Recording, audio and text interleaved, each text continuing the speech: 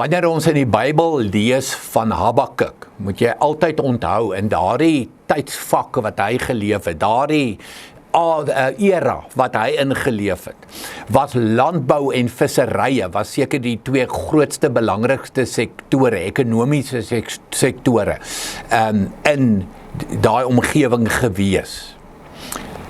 So landbou, ontsettend belangrik. Hoekom? Dis die kos op jou tafel, nie net die produkte nie, ook die verkoop van die produkte. Dis die klere aan jou lyf, dit is die dak oor jou kop. Waarvoor is Habakuk verskriklik bekend? Een woord.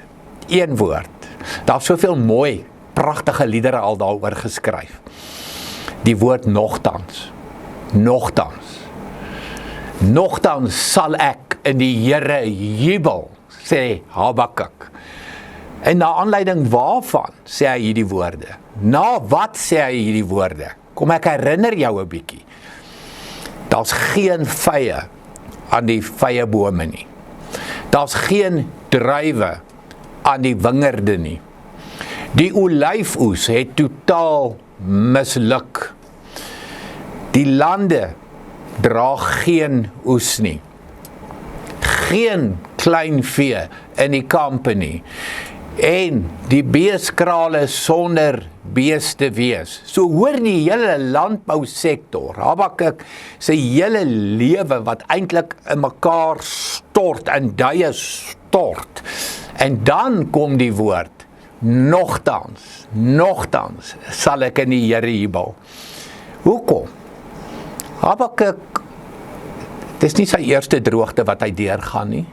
Dis nie die eerste storm, swaar, sleg tyd wat hy deurgaan nie. En hy weet uit sy verlede uit. Die Here het hom nog gedra deur elke storm. Die Here was daar elke moeilike swaar tree wat hy gegee het. Toe hy nie meer kon loop nie, die Here hom gedra. En dit kan ek en jy ook weet.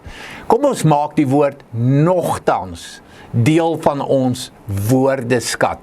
Nie net ons geestelike woordeskat nie, ons daaglikse woordeskat. Al gaan dit swaar, al gaan dit moeilik, al is daar 'n storm, wat ook al jou omstandighede, nogtans sal ek in die Here jubel, want hy is goed, hy is by my, hy sal my nooit verlaat nie, hy sal my nooit in die steek laat nie. Kom ons leef met daardie sekerheid en wete.